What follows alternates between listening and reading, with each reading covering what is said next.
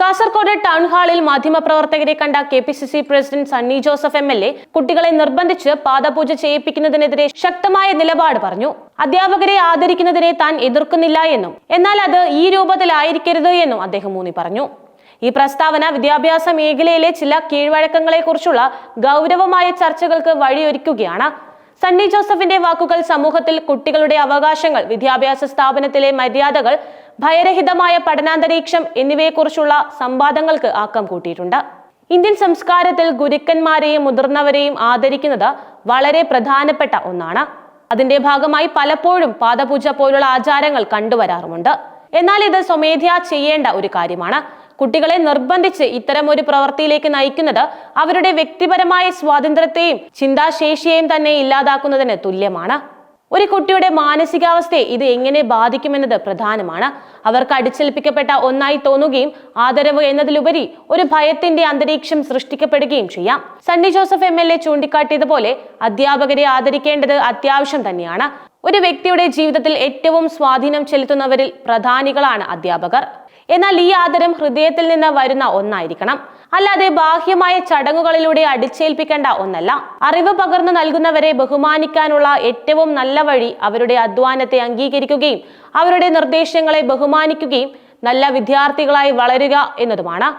നിർബന്ധിതമായ പാദപൂജ പോലുള്ള കാര്യങ്ങൾ ഈ ആദരവിന്റെ യഥാർത്ഥ അർത്ഥത്തെ ഇല്ലാതാക്കുകയാണ്. കുട്ടികളിൽ അനുസരണയും ബഹുമാനവും വളർത്തുന്നതിന് പകരം ചോദ്യം ചെയ്യാനുള്ള അവരുടെ കഴിവുകളെ ഇല്ലാതാക്കുകയോ അല്ലെങ്കിൽ വെറും യാന്ത്രികമായി മാത്രം കാര്യങ്ങൾ ചെയ്യാൻ പ്രേരിപ്പിക്കുകയോ ചെയ്യാം. ഇത് ജനാധിപത്യപരമായ ഒരു സമൂഹത്തിൽ അഭികാമ്യമല്ല.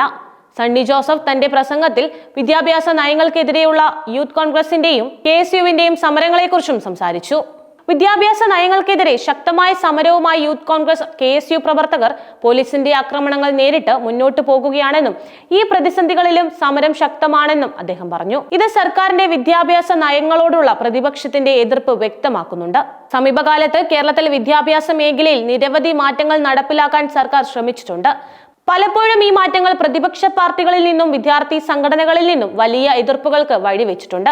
വിദ്യാർത്ഥികളുടെ ഭാവിയെയും വിദ്യാഭ്യാസ സമ്പ്രദായത്തെയും ബാധിക്കുന്ന നയരൂപീകരണങ്ങളിൽ കൂടുതൽ സുതാര്യതയും പങ്കാളിത്തവും വേണമെന്ന് പ്രതിപക്ഷം ആവശ്യപ്പെടുന്നു. സമരങ്ങളെ പോലീസ് അടിച്ചമർത്തുന്നതിലുള്ള പ്രതിഷേധവും സണ്ണി ജോസഫിന്റെ വാക്കുകളിൽ പ്രകടമാണ്. ഇത് ജനാധിപത്യപരമായ പ്രതിഷേധിക്കാനുള്ള അവകാശത്തിന്റെ ലംഘനമായാണ് അവർ കാണുന്നത്. വിദ്യാഭ്യാസ മേഖലയിലെ പരിഷ്കാരങ്ങൾ പലപ്പോഴും സിലബസ് മാറ്റങ്ങൾ, പരീക്ഷാ സമ്പ്രദായത്തിലെ മാറ്റങ്ങൾ, ഫീസ് വർധനവ്, അടിസ്ഥാന സൗകര്യങ്ങളുടെ ലഭ്യത തുടങ്ങിയ വിഷയങ്ങളെ ചുറ്റിപ്പറ്റിയാണ് പ്രതിഷേധങ്ങൾക്ക് വഴിവെക്കാറുള്ളത്. ഈ വിഷയങ്ങളിൽ വിദ്യാർത്ഥി സംഘടനകളുടെ ആശങ്കകളെ സർക്കാർ ഗൗരവമായി കാണേണ്ടതുണ്ടെന്നും അദ്ദേഹം പരോക്ഷമായി സൂചിപ്പിച്ചിട്ടുണ്ട്.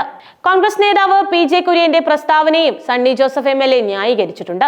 കുര്യൻ ലക്ഷ്യം വെച്ചത് സംഘടനയുടെ ശാക്തീകരണമാണ്. പാർട്ടി കൂടുതൽ ശക്തമാകണമെന്ന് മുതിർന്ന കോൺഗ്രസ് നേതാക്കൾ ആഗ്രഹിക്കുന്നതിൽ തെറ്റില്ല എന്നും അദ്ദേഹം കൂട്ടിച്ചേർത്തു. കോൺഗ്രസ് പാർട്ടിക്ക് അകത്ത് നടക്കുന്ന ചില ചർച്ചകളെയും അഭിപ്രായ വ്യത്യാസങ്ങളെയും ഇത് സൂചിപ്പിക്കുന്നുണ്ട്. ഒരു രാഷ്ട്രീയ പാർട്ടി എന്ന നിലയിൽ സംഘടനാപരമായ ശാക്തീകരണം കോൺഗ്രസിന് അനിവാര്യമാണ്. തിരഞ്ഞെടുപ്പുകളിലെ പ്രകടനം മെച്ചപ്പെടുത്തുന്നതിനും പൊതുജന പിന്തുണ വർദ്ധിപ്പിക്കുന്നതിനും ഇത് അത്യാവശ്യവുമാണ്. മുതിർന്ന നേതാക്കളുടെ അഭിപ്രായങ്ങൾ പാർട്ടിയുടെ വളർച്ചയ്ക്ക് നിർണായകമാണ്. PJ കുര്യൻ പോലെയുള്ള അനുഭവസമ്പന്നരായ നേതാക്കൾക്ക് സംഘടനയുടെ പോരായ്മകളെ കുറിച്ച് തുറന്നു പറയാനും അവ പരിഹരിക്കാനുള്ള നിർദ്ദേശങ്ങൾ മുന്നോട്ട് വെക്കാനുമുള്ള അവകാശമുണ്ട്. ഇത്തരം വിമർശനങ്ങൾ ആരോഗ്യകരമായ ചർച്ചകളിലേക്കും പാർട്ടിയുടെ ആഭ്യന്തര ജനാധിപത്യത്തിലേക്കും നയിക്കും. സംഘടനയിൽ പുതിയ മാറ്റങ്ങൾ കൊണ്ടുവരേണ്ടതിന്റെ ആവശ്യകത പല കോൺഗ്രസ് നേതാക്കളും ചൂണ്ടിക്കാട്ടിയിട്ടുണ്ട്. യൂത്ത് കോൺഗ്രസിനും KSUവിനും പാർട്ടിയുടെ യുവജന വിഭാഗം എന്ന നിലയിൽ വലിയ പങ്ക് വഹിക്കാനുണ്ട്. അവരുടെ സമരങ്ങൾക്കും ആവശ്യങ്ങൾക്കും പാർട്ടി നേതൃത്വം പിന്തുണ നൽകേണ്ടതുണ്ട്. പാർട്ടിക്കുള്ളിലെ ഐക്യവും താഴെത്തലത്തിലുള്ള പ്രവർത്തകരുടെ മനോവീര്യവും വർദ്ധിപ്പിക്കേണ്ടത് KPCC പ്രസിഡന്റ് എന്ന നിലയിൽ സണ്ണി ജോസഫിന്റെ പ്രധാന ഉത്തരവാദിത്തങ്ങളിൽ ഒന്നാണ്. കുര്യന്റെ പ്രസ്താവന ഒരുപക്ഷെ പാർട്ടിക്ക് പുതിയ ഊർജം നൽകാനും കൂടുതൽ കാര്യക്ഷമമായി പ്രവർത്തിക്കാനും ഒരു പ്രചോദനമായേക്കാം. ഒരു ഉത്തരവാദിത്തപ്പെട്ട രാഷ്ട്രീയ നേതാവ് എന്ന നിലയിൽ സമൂഹത്തിലെ ഇത്തരം പ്രശ്നങ്ങളിൽ പ്രതികരിക്കാനും പരിഹാരങ്ങൾ നിർദ്ദേശിക്കാനും സണ്ണി ജോസഫിന് കഴിയണം. വിദ്യാഭ്യാസ മേഖലയിലെ പ്രശ്നങ്ങളിലും പാർട്ടിയിലെ ആഭ്യന്തര വിഷയങ്ങളിലും അദ്ദേഹം സ്വീകരിച്ചിരിക്കുന്ന നിലപാടുകൾ പൊതുസമൂഹത്തിൽ കോൺഗ്രസിന്റെ പ്രതിച്ഛായ വർദ്ധിപ്പിക്കാൻ തന്നെ സഹായിച്ചേക്കും. ഒരു ജനാധിപത്യ രാജ്യത്ത് പ്രതിപക്ഷ പാർട്ടികളുടെ ക്രിയാത്മകമായ ഇടപെടലുകൾ ഭരണകൂടത്തെ കൂടുതൽ ഉത്തരവാദിത്തമുള്ളതാക്കാൻ സഹായിക്കും. സണ്ണി ജോസഫ് MLAയുടെ ഈ പ്രസ്താവനകൾ വരും ദിവസങ്ങളിൽ കൂടുതൽ ചർച്ചകൾക്ക് വഴിവെക്കാം. വിദ്യാഭ്യാസ സ്ഥാപനങ്ങളിൽ കുട്ടികളെ നിർബന്ധിച്ച് അനുസരിപ്പിക്കുന്ന പ്രവണതകൾക്കെതിരെ പൊതുജനങ്ങളിൽ നിന്നും കൂടുതൽ പ്രതികരണങ്ങളും പ്രതീക്ഷിച്ചേക്കാം.